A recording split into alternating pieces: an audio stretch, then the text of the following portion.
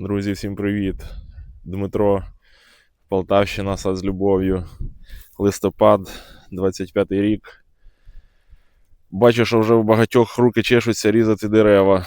Вже надходять запити, приїдь обріж, коли записатись там і так далі.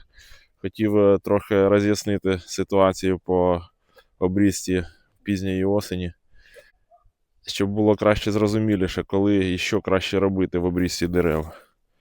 Тому залишайтеся, дякую вам за підтримку, за підписки, за звернення. Приємно бути вам корисним. Погнали. Це, дивіться, персик. Листопад. Листя скинув. Дерево, яке скинуло листя, воно вже нам каже, я пішло спати. Такі дерева вже, в принципі, можна починати обрізати, якщо дуже чешуться руки. Вже в нього основні процеси, його ростові, вегетаційні, завершилися. Взимку воно буде в сплячому стані. А якщо не буде прям ще одного бабиного літа в кінці листопада, то нічого вже з ним серйозного не буде відбуватися після обрізки. Обрізку цього персика зніму окремим відео. Покажу, як я то буду робити, бо в ньому є певні особливості. Ось нектарин, який ще не скинув листя. Хоч воно вже і жовте, до нього там торкнутися, воно вже починає обпадати, вже в ньому там особливих процесів не відбувається, але на ньому ще є отакі зелені листки, в яких ще може бути фотосинтез. І там з цим фотосинтезом йдуть різні біохімічні всякі процеси життя дерева, живиться коріння від нього, яке зараз якраз активно росте. І тому таке дерево я зараз точно не буду обрізати, хай воно ще собі в цьому напівсонному стані побуде, поки спокійно засне і скине листя. Потім буду його вже пізніше обрізати. А ось для прикладу персик, який не збирається ще поки що спати, молодий, в нього листя зелене. Я бачу, що вже гілочки не ростуть, але ще дуже зелене. Тому його точно не треба трогати, поки він собі спокійно не засне, не скине листя і потім уже займатися його обрізкою. Там зараз активно під цією мульчею росте коріння і не треба його будоражити. Бо коли ми таке дерево обріжемо зараз в листопаді, воно почне генерувати всередині себе якісь процеси накопичення там в оцих бруньках, які залишаться, речовин для майбутнього росту. Ми йому зрізали, воно захоче рости, воно ще не спить. А це точно нам не треба, щоб воно робило це взиму. Взиму треба спати. Це весняні процеси вже в бруньках, і краще його різати вже коли воно буде спати. А показник цього є скинути листя. Тому маємо чути дерева. Ось приклад глоду. Сортовий глід здоровий такий.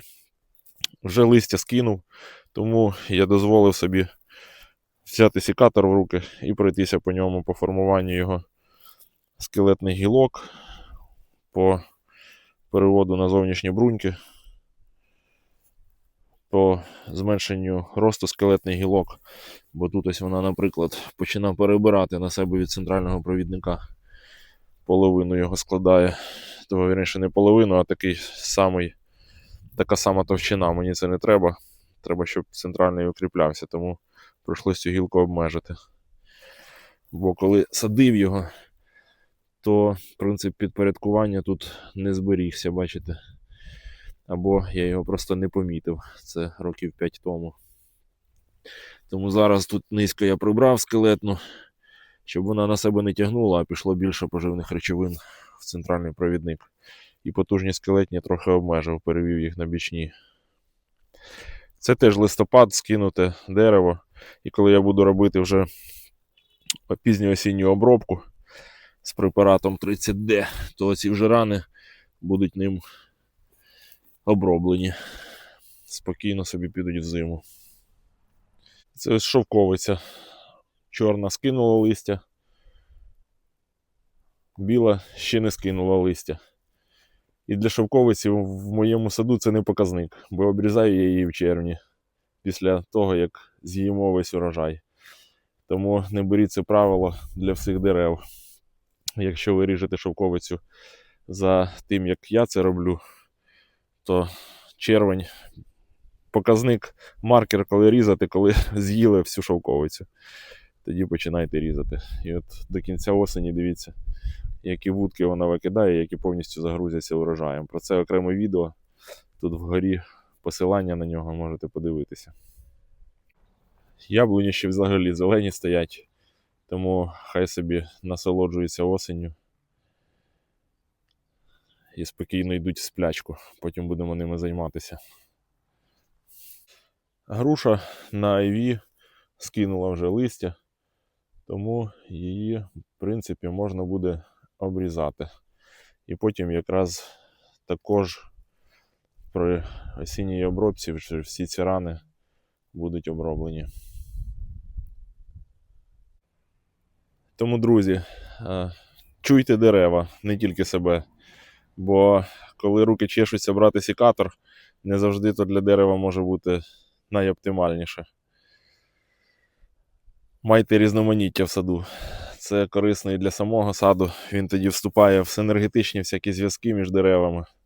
І вони один одному допомагають, зменшують кількість хвороб, підвищують імунітет і допомагають вам цілий рік насолоджуватися процесом обрізки. Щось вже можна різати, щось ще не можна, краще пізніше. І коли у вас багато різних дерев у саду, то секатор з рук не випадає. Дякую вам, що дивитесь. Дякую за підписки, за коментарі під цим відео. Всім багато любові. До нових зустрічей.